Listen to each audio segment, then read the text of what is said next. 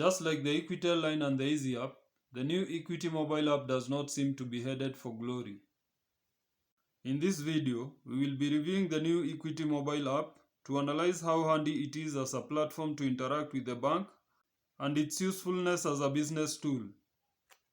Since the inception and adoption of mobile devices on a large scale and the rapid growth of technology, businesses have been pushed to improve on the interactions with their clients. Therefore, in addition to a website, every business must now have an excellent app to improve its engagement with its customers. A good app enables a business to position itself steps ahead of its competitors, keep up with the changing dynamics of the business environment, and enables users to seamlessly keep in touch with their favorite brand. It is therefore paramount that any serious brand should endeavor to provide a good app to take full advantage of this opportunity so as to grow and maintain its client base.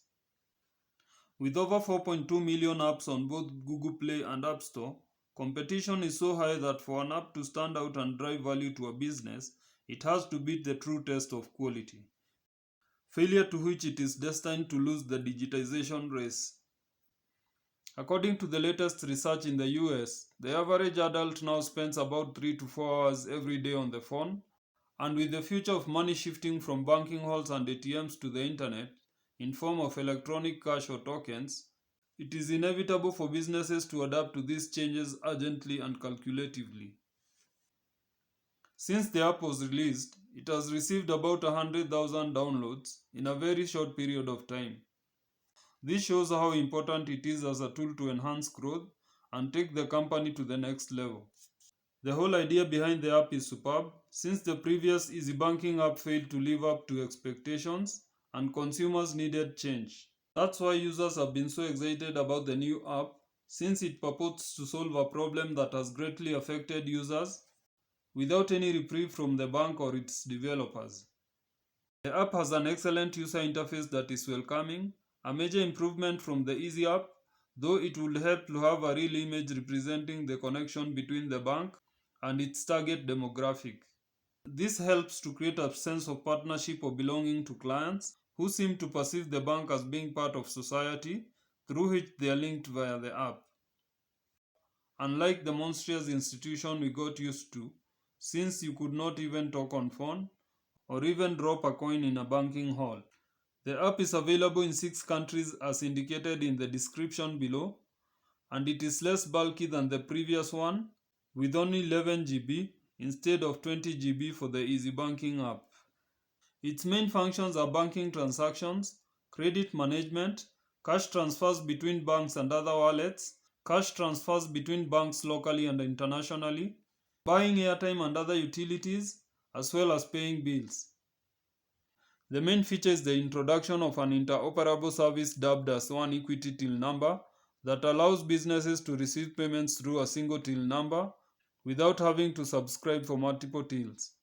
This means that all payments to a business can be collected directly to their bank accounts without having to do transfers from different wallets, since there is no limit to the amount that can be transacted through the platform.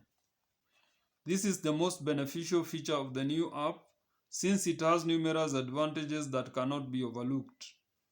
The app is also compatible with Android 12, which is an improvement from the Eazzy app, and it also supports dark theme. Biometric support as a security feature is also another commendable aspect, since this is a banking app, which makes it a candidate for high levels of breach, necessitating the need for advanced protection. The account balance is displayed on the main page, with an option to hide the balance from being displayed. The other notable feature is the statement rollout, which enables users prompt access to their transaction timeline. However, just like some of the previous products released by the bank in the past, the new Equity mobile app is marred by hitches and glitches, which are eroding a rather brilliant innovation. Top on the list are delays in sending authentication SMS or email, which creates uncertainty and only serves to discourage usage due to low reliability. Biometrics failure is also another concern, and the fact that in addition to all these measures, you still have to answer security questions when logging into the app after ending the previous session, even if you are not attempting to reset your password. This is a long method and may also discourage users from using the app. Regular system crashes and network connection errors are also consistent with the new app. The responsiveness of the app is too slow, and this is disappointing since most users do not have the time or patience to wait.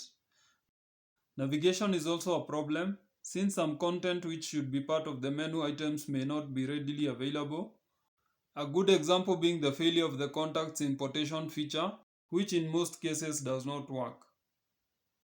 In case you find value in this video, don't forget to leave a comment to share your thoughts and hit the like button so that the video can spread to more people.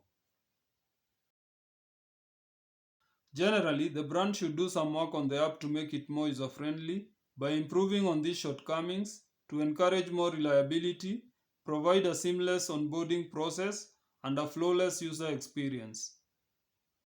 Ensure prompt notifications and sending of the one-time PIN and transaction confirmation to reduce delays and inconveniences.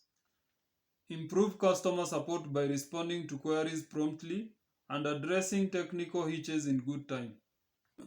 Do proper research and invest in an able in-house technical team or partner with competent developers, since great innovations fail on the implementation phase. The developers should seek ways to expand the service area to users who may be out of the 6 zones which are currently supported by the app. Anyone with access to a smartphone and internet connection should be able to use the app.